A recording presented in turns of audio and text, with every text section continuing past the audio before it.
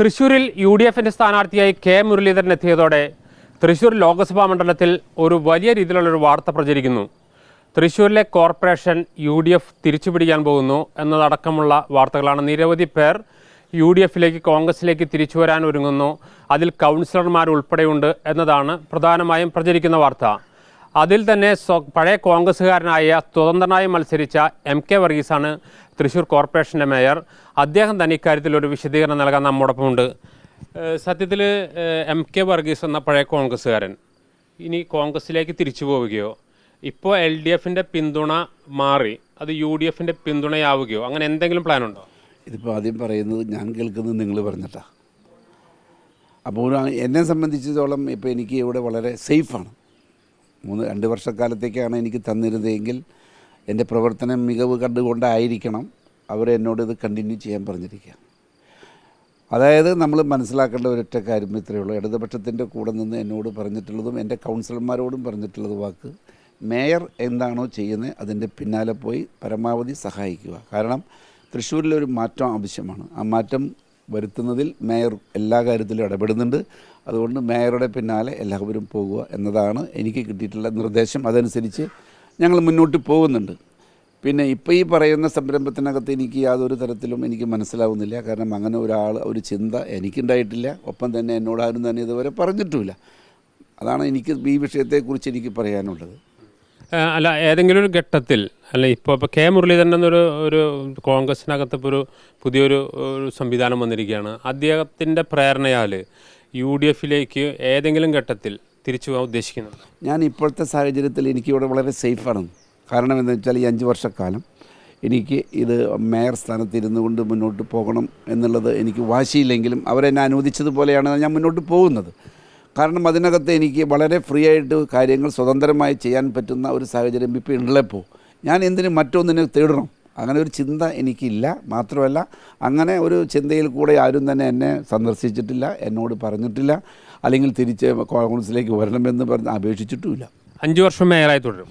അല്ല, എനിക്ക് അനുവദിച്ചാൽ 5 വർഷം ഞാൻ തന്നെയായിരിക്കും മേയർ എന്നതാണ് എനിക്ക് മനസ്സിലാക്കുന്നത്. ഇടതുപക്ഷത്തിൻ്റെ ഭാഗത്തു നിന്ന് 5 വർഷക്കാലത്തേക്ക് എന്നെ തന്നെ നിലനിർത്തണം എന്നുള്ളൊരു ആശയമാണ് ഇവരുടെ തിരുവനന്തപുരത്ത് ഉള്ള ഇവരുടെ ഘടന അനുസരിച്ച് അവിടുത്തെ സെക്രട്ടേറിയറ്റിൽ വരെ അംഗീകരിച്ചിട്ടുള്ളത്. അതനുസരിച്ചാണ് മുന്നോട്ട് പോകുന്നത്. അപ്പോൾ ഈ 5 വർഷം പൂർത്തിയാവുന്നവരെ ഇടതുപക്ഷത്തിൻ്റെ പിന്തുണയോടുകൂടി എം.കെ. വർഗീസ് തൃശ്ശൂരിൽ മേയറായി തുടരും എന്നാണ് ഞാൻ പ്രതീക്ഷിക്കുന്നത്. ഇപ്പോൾ മറ്റ് പല ആളുകളെക്കുറിച്ചും പല കൗൺസിലർമാരെ ഇത്തരത്തിലുള്ള ഒരു പ്രചരണം നടക്കുന്നുണ്ട്. പലരും യു.ഡി.എഫ് നേതൃത്വവുമായി സംസാരിച്ചു, കോൺഗ്രസ് നേതൃത്വവുമായി സംസാരിച്ചു. കാരണം ഒരൊറ്റ കൗൺസിലർ വ്യത്യാസത്തിലാണ് ഇപ്പോൾ ഭരണം നിലനിൽക്കുന്നത്. അതുകൊണ്ട് തന്നെ ഓരോ കൗൺസിലർമാരെയും മാറ്റം വലിയ രീതിയിൽ പ്രതിസന്ധി മാറ്റങ്ങളുണ്ടാക്കും.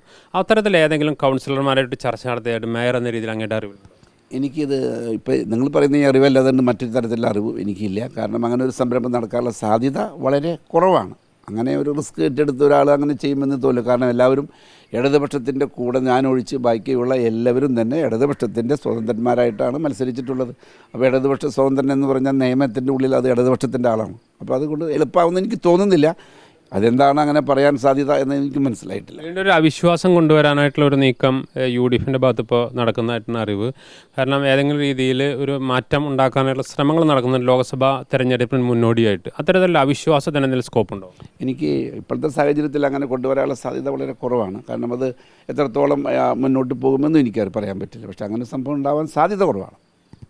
വരുന്ന 5 വർഷവും തൃശ്ശൂർ കോർപ്പറേഷൻ എൽ.ഡി.എഫ് ഭരിക്കും എന്നാണ് ഞാൻ ഭരിക്കുന്നത്. എൽ.ഡി.എഫ് തന്നെയായിരിക്കും. അതിനകത്ത് ഒരു വിട്ടുവീഴ്ച ഉണ്ടാകുമെന്ന് എനിക്ക് തോന്നുന്നില്ല. മാറ്റം എന്ന് പറയുന്നത് 5 വർഷം കഴിഞ്ഞിട്ടേ ഉണ്ടാവുകയുള്ളൂ എന്നാണ് ഞാൻ വിചാരിക്കുന്നത്.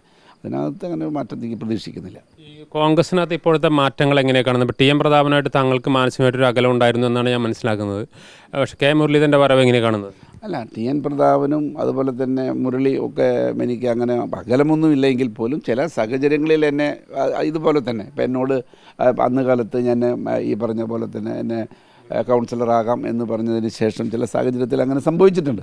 പക്ഷെ അത് എനിക്ക് ഗുണകരമായി വന്നു എന്നാണ് എനിക്ക് ഇപ്പോൾ പറയാനുള്ളത്. ടി.എം. പ്രതാപന് താങ്കൾക്കും തെരഞ്ഞെടുപ്പിൽ ഒരേ അനുഭവം എന്നാണ് ഞാൻ മനസ്സിലാക്കുന്നത്. കാരണം ടി.എം. പ്രതാപൻ ചുവരെടുത്തു തുടങ്ങി, അവസാനം ടി.എം. പ്രതാപന് മാറേണ്ടി വന്നു. താങ്കൾ ഒരു യു.ഡി.എഫ് സ്ഥാനാർത്ഥിയായി തൃശ്ശൂർ കോർപ്പറേഷനിൽ ഒരു നെട്ടിശ്ശേരിയിൽ മത്സരിക്കുമെന്ന ഒരു അവസ്ഥയുണ്ടായിരുന്നു. പിന്നീട് താങ്കളെ കോൺഗ്രസ് കൈയൊഴിഞ്ഞു. പിന്നീട് സ്വതന്ത്രമായി മത്സരിച്ചിരിക്കുന്നതാണ്. രണ്ടുപേർക്ക് സമാനമായ അവസ്ഥയാണോ?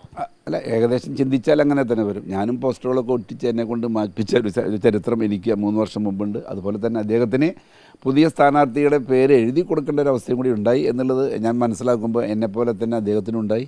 എനിക്കതിൽ വലിയ വിഷമമുണ്ട്. കാരണം അദ്ദേഹം ഇവിടെ മത്സരിക്കേണ്ടതായിരുന്നു എന്നൊരു തോന്നലുള്ള ഒരാളാണ്. 3 സ്ഥാനാർത്ഥികളിലും കെ മുരളീധരനാണോ, ആരാണ് ഇതിൽ ബെറ്റർ സ്ഥാനാർത്ഥി? എനിക്കിപ്പോൾ അങ്ങനെ പറയാൻ പറ്റില്ല. കാരണം 3 പേരും മിടുക്കന്മാരാണ്. 3 പേരും നല്ല മിടുക്കന്മാർ തന്നെയാണ്, പാരമ്പര്യമുള്ളവരാണ്, കഴിവുള്ളവരാണ്.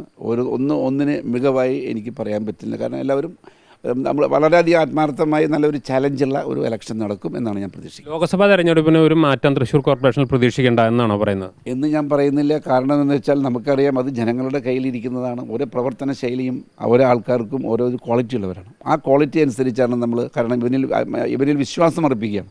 എന്നിൽ വിശ്വാസം അർപ്പിച്ചിട്ടാണ് എന്നെ ജയിപ്പിച്ചിട്ട് ഞാൻ മേയറായതെങ്കിൽ ഇതുപോലെ ഓരോരുത്തർക്കും ഓരോ വിശ്വാസമുണ്ട്. ഇന്ന ആൾക്കാരെ ജയിപ്പിച്ചാൽ അവർ കാര്യകാരണങ്ങൾ വളരെ ഗൗരവത്തോടെ എടുക്കുകയും മുന്നോട്ട് പോകുമെന്നുള്ളൊരു തോന്നലുള്ളവർ ആരാണോ അദ്ദേഹത്തിന് വോട്ട് ചെയ്ത് ജയിപ്പിക്കാം. അതാണ് വേണ്ടത്.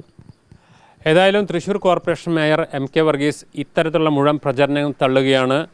യാതൊരു രീതിയിലും MK വർഗീസോ അതുപോലെ തന്നെ മറ്റു കൗൺസിലർമാരോ പോകാനുള്ള ഒരു സാധ്യതയുമില്ല. വരുന്ന 5 വർഷവും തൃശ്ശൂർ കോർപ്പറേഷൻ LDF ഭരിക്കുമെന്ന് ഉറപ്പിച്ച് പറയുകയാണ് മുൻ കോൺഗ്രസ്സുകാരൻ കൂടിയായ MK വർഗീസ്. ജെയ്സൺ, റിപ്പോർട്ടർ, തൃശ്ശൂർ.